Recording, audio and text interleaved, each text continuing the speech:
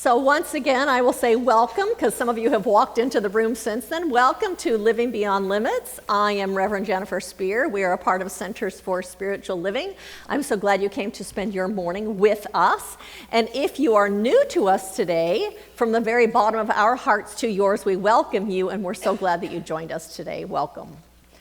And so I invite you to join me in reading our mission statement that's on the front of your bulletin.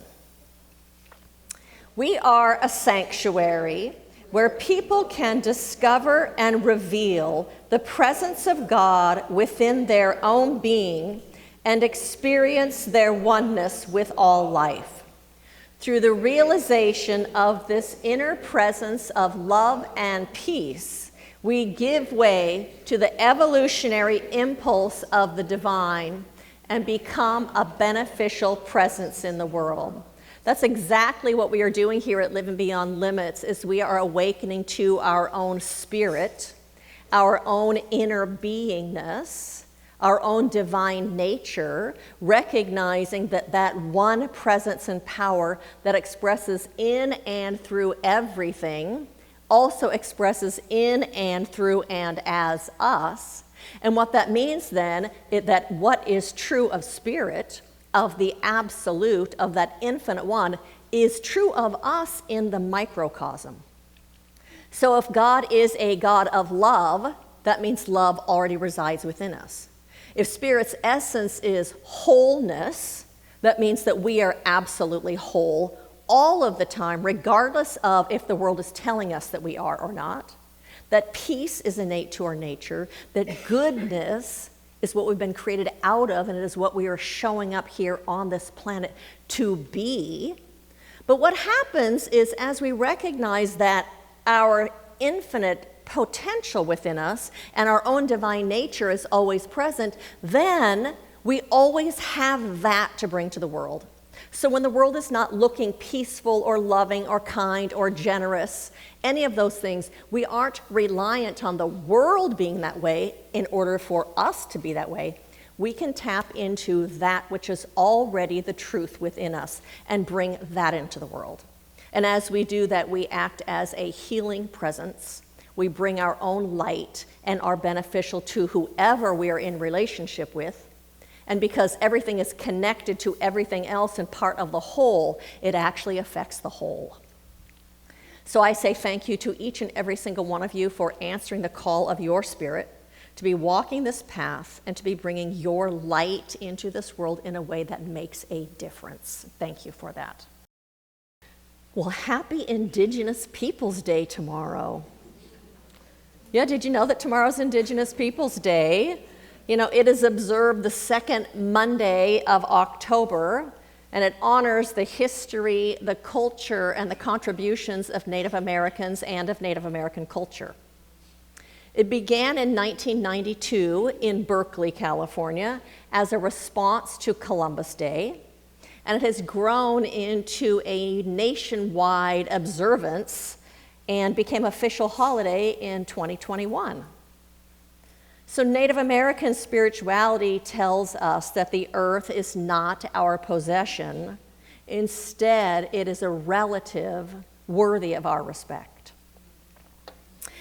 Native American tradition calls us to remember that we walk on holy ground and to treat that as sacred, to honor it. And so today we honor people who are indigenous and people who walk that path of Native American spirituality. And this coming Saturday, you probably do not know, is the birthday of the founder of the Baha'i religion. His name is Baha'u'llah. He founded the Baha'i religion in 1863. And so Saturday, we celebrate his birthday and celebrate the founding of the Baha'i religion and of their teachings. Their teachings are centered on the oneness of God, the oneness of religions, that they all come together and weave this fabric, the world's religions, the oneness of humanity, and the equality of all people. You know, I don't know about you, but I love to notice those common threads that weave through different spiritual traditions and religions. And as a person who is consciously walking this spiritual path, awake to my own spirit and my own inner beingness, I want to spiritualize my life. I want to see meaning in the experiences and in the events and my everyday experiences. I want to recognize the significance of things. I yearn to come to my life and the situations with an open heart and to bring my spirit to whatever it is that I'm doing. I want my motives and my actions to be in alignment with my most deeply held spiritual values. That's how I want to live my life. I also want to live in that awareness of the sacred in everything. And so those traditions, the Baha'i and Native American spirituality, and the teachings of Centers for Spiritual Living support us in doing exactly that. They invite us not to escape the world, but instead to spiritualize it. Instead, to bring divine principles to the life that we are living, to our everyday living. And so the title of my talk today is Common Threads. And I'm talking about that when we look at the common threads that run through the different religions, the places where they overlap and are the same, I think it enables us to expand a little bit and to deepen a little bit and to expand our ideas about spirituality, to solidify those beliefs, to expand them a little bit, and to deepen our understanding. And that happens because whatever those other traditions are, it's another way of seeing the same thing that we talk about. It's another way of perceiving it. It's another context that it's in besides the one that we talk about here. And what happens is as we expand our spiritual understanding and deepen it, then we come to the world differently. We come to the world and bring our spirit to the world in situations that we might not otherwise do, or in ways that we might not otherwise do. It enables us to express our spirit in this world in greater ways because we have these new ideas and this new understanding. And so today we're going to look at 3 of those threads that run through the Baha'i faith and through Native American spirituality and through what we teach here at Centers for Spiritual Living. And so one of the main teachings that we teach here, and my favorite teaching, is really about oneness. We teach that we are one with that infinite presence. That spirit manifests itself in and through and as everything in this universe.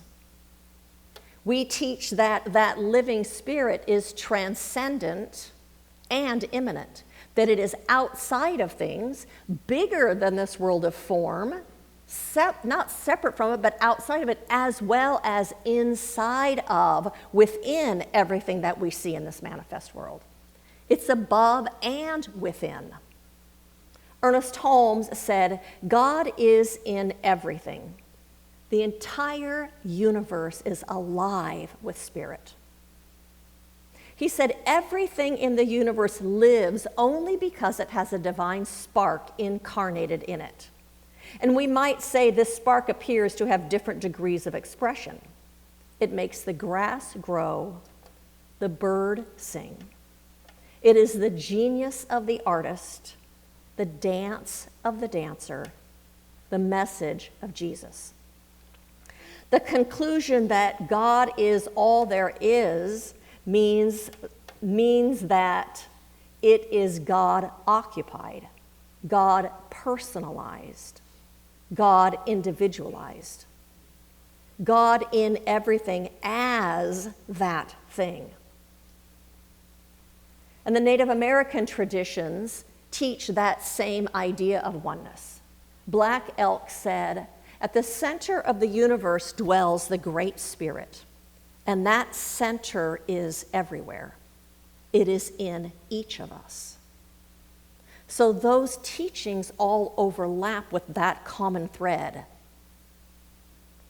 The Baha'i says that all humanity emanates from a single, all-encompassing divine will, with the core principle that God is one.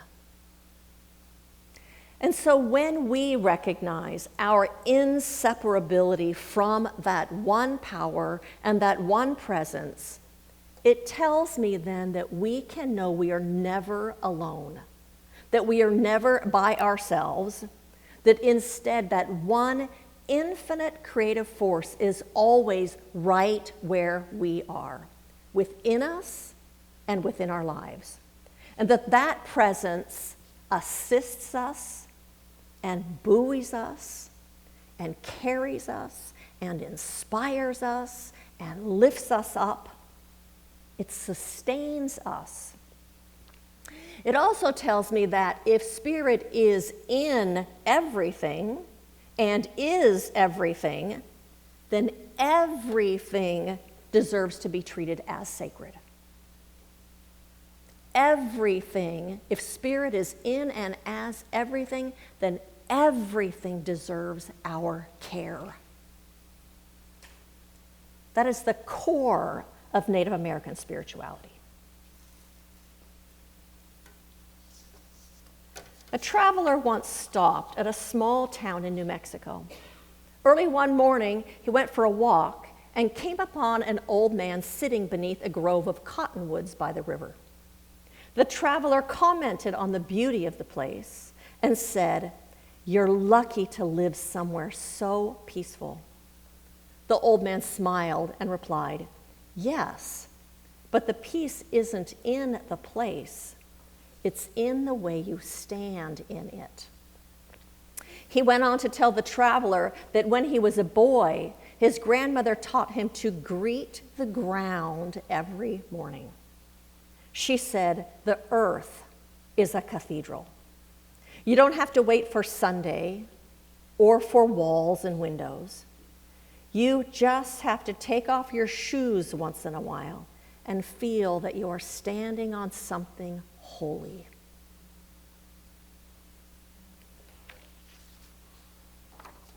It's all Spirit in expression. And so the second common theme of these three traditions is the oneness of humanity, that we are one with all other human beings, one with the plants and the animals and the earth itself, that everything is connected to each other. That is central to the Baha'i faith, the oneness of humanity. And so in the sacred writings of Baha'i, it says, "The world of humanity is a single unit, like a family."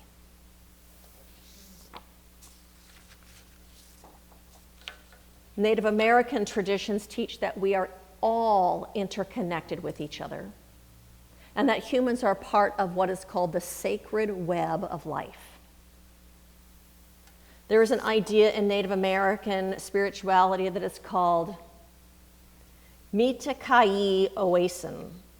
It's a Lakota phrase meaning all my relations, or we are all related. It's a concept of interconnectedness that extends beyond humans to include all living things, animals, plants, rocks, and the earth, as well as past and future generations. This phrase contains a sense of harmony and shared responsibility for one another and for the world.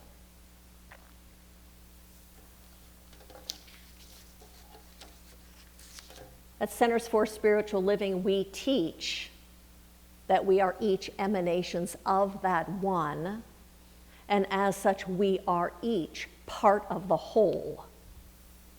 Ernest Holmes in the Science of Mind textbook said humanity, actually in the glossary, when you look up the word humanity, it says humanity is the multiplied expression of God as people, the many who live in the one. So there's a story that I read this week that I liked that reminded me of that. It says the train slammed into the station, injuring hundreds. The engineer was critically hurt. People toppled over each other, bouncing across seats and against windows. There was blood and glass everywhere. One woman shimmied her way to the platform when part of the ceiling fell, pinning her. She thought she would die. Then the hands of a fellow passenger lifted her, one to another, and she was saved. Later, she wanted to say thank you, but didn't know who to thank. Once on the mend, she retrieved a list of those who were with her that day. Now, one by one, she looks them up, asking if they had helped her. Each of them smiles and says no.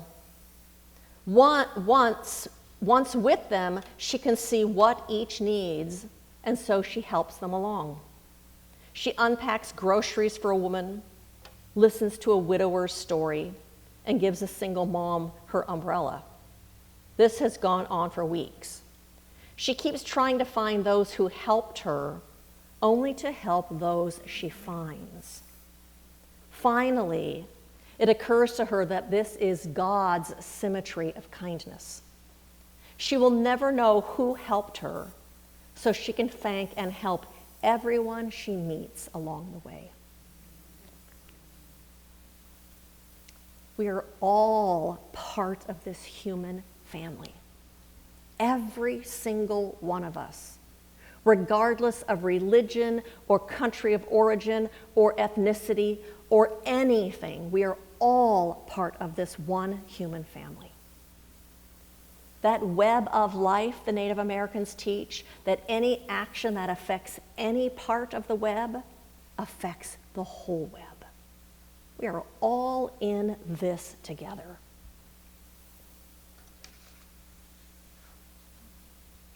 Native Americans say, whatever you do to the web, we do to ourselves.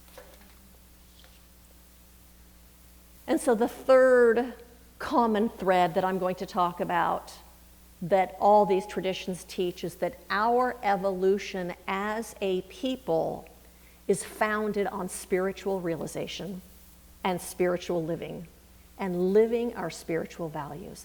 That is the very foundation of our evolution as a people. Both Native American and Baha'i people believe that we are evolving. Right now, we are evolving to spiritual maturity. They see a future of peace and cooperation. That sounds kind of like the Global Heart Vision, yeah? We see this world, a world that works for everyone. Native Americans emphasize interdependence of all life and the belief that we need to live in harmony with the cosmos. Native Americans believe that a new era is coming, and it is an era of peace. So the Baha'i faith envision unification of this human family so that we become one global civilization. And that civilization will be founded in justice and in love. They advocate for the elimination of all forms of prejudice, recognizing that there is a single human family. They teach that we have a special responsibility as human beings, as trustees of this earth, to care for the earth and to care for each other. And so at Living Beyond Limits, we focus on awakening to that truth. The truth that we are one with that living spirit, that we are one with all of life and all of humanity, the oneness of this human family and everything else.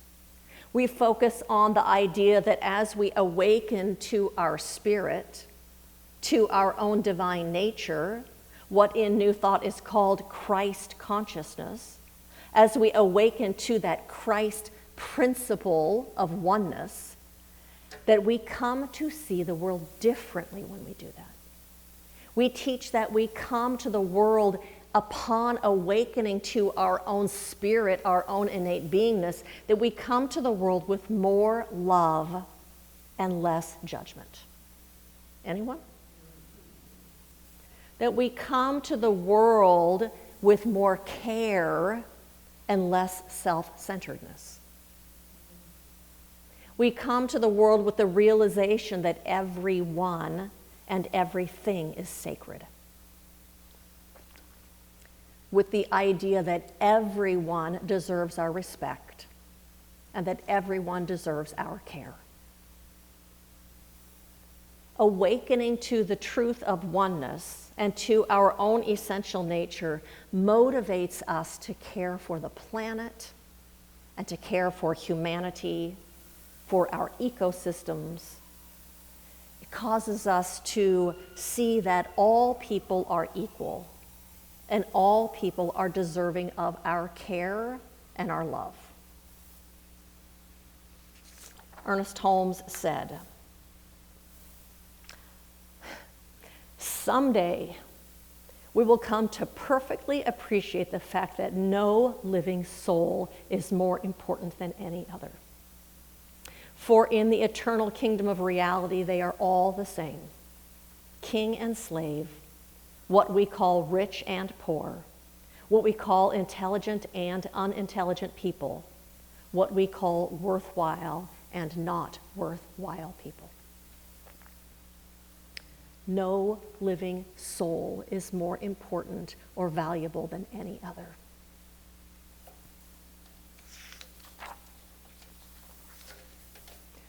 And so looking at those common threads between those three different religions and philosophies invites us to live our spirituality and to spiritualize our world.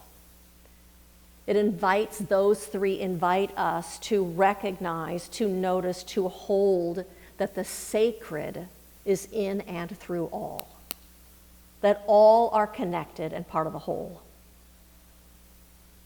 All of those common threads invite us to be a beneficial presence in this world, to be the cause for change and the cause for the evolution of humanity. So my invitation to you this week is to honor the sacred path that your sisters and brothers walk side by side with you, to give thanks for them and for the path that they walk, as well as the path that you are walking. To remember the sacredness of the path that you are walking every day, and to know that you are not alone in holding a high vision for humanity and for this world. And so thank you to each and every single one of you for listening to your spirit, to be bringing it into the world in a way that is healing, in a way that is restorative, in a way that establishes heaven on earth. Thank you for that.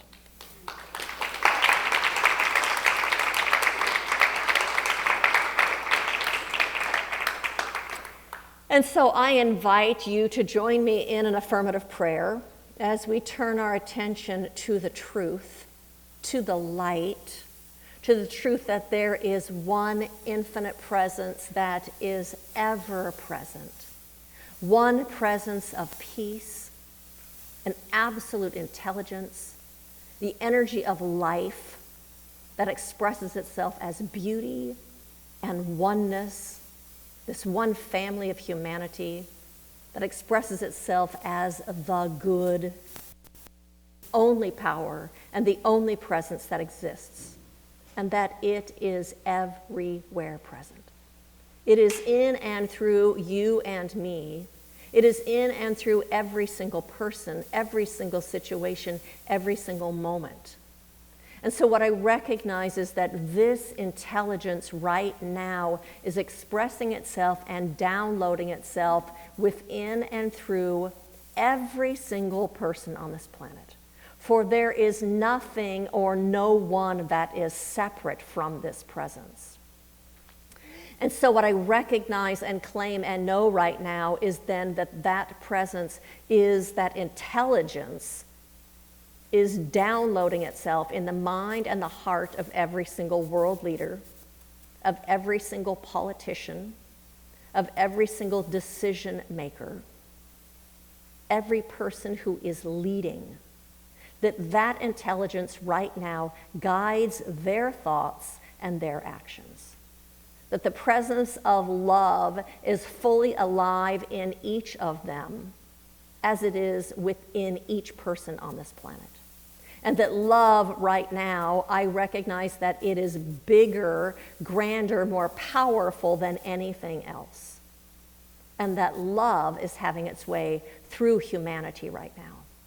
And that unfolds as our evolution, as our growth, as our coming together as one family, one people, one divine expression. And so I claim and recognize and know peace is here right now, and we lean into peace. We lean into love. We lean into the good, knowing that it is unfolding itself everywhere, in every home, in every place of business, in every place of work, in every heart, in every person. And so we see that love and we take that love with us everywhere we go, and it acts as a healing agent for all. And so it is with a grateful heart that I release this prayer into that creative law of the universe, recognizing that it is unfolding itself right now because it is the truth. And us focusing on it and accepting it and believing it magnifies it. And so it is with a grateful heart that I release this prayer, and I say, and so it is. And so I do have a few invitations as a way to participate in this family. One is, we're not going to be here for the next 3 weeks. They're going to be voting in this building. Next week, we are having an 80th birthday party because we have 7 people in our community that are turning 80. It's going to be at the clubhouse at Bixby Village. If you don't know where it is, Sharon Baker, will you raise your hand? And Carol. Sharon Baker and Carol Borwick both live there. They can tell you exactly how to get there and where it is if you don't know. We're going to have a small service at 10 o'clock, and then we're going to have a birthday party afterwards with appetizers and cake and balloons and all that kind of stuff and music. There is a sign-up sheet in the back. We would like you to please sign up to bring some sort of an appetizer, finger food, something like that. That's what we're going to have. That's that. 10 o'clock, same time, but over there, not here. The following Sunday, we're going to be doing service in the park right behind this building. We will do an outdoor service and then have a picnic afterwards, so put that on your calendar. And then the third Sunday, which is the first Sunday of November, we are going to be having a You Set the Price pancake breakfast fundraiser. So we invite you to come, bring your friends, bring your family, whoever you want. That's going to be at Chris Braunschweiger and Peggy Toole's house. We're going to have pumpkin pancakes that Rebecca's going to make. They're so good. So that's November 2nd. We're also going to be doing Christmas cards for senior citizens that are living in housing kind of thing. So that's that. Just to know that our talks come out on Tuesday. All of our talks are available on our YouTube channel. They land in your inbox. If you're not on our email list and would like to, will you please sign the guest book that's in the foyer, and I'll make sure you get on our email list. We send out the talks on Tuesday. You can share them with friends. They get posted to Facebook also. We invite you to like us on Instagram and like us on Facebook and share the talks that come out and check in on Meetup and say that you're coming. And we have prayer support after service. If you would like to sit with a practitioner, will you raise your hand if you're a practitioner in this room? They're happy to sit and pray with you. We have a ministry of prayer box. You can fill out a prayer request and put it in the box, and we will support you during the week. And we have prayer shawls if you would like to be wrapped in that energy of prayer. The practitioners will pray over that prayer shawl for whatever your desired outcome is, and you can gift it to someone and take that with you or gift it to yourself. And so I invite you to repeat after me. Good fills my life now. Good fills my life now. I recognize it. I savor it. I love it, and I live it. And so it is.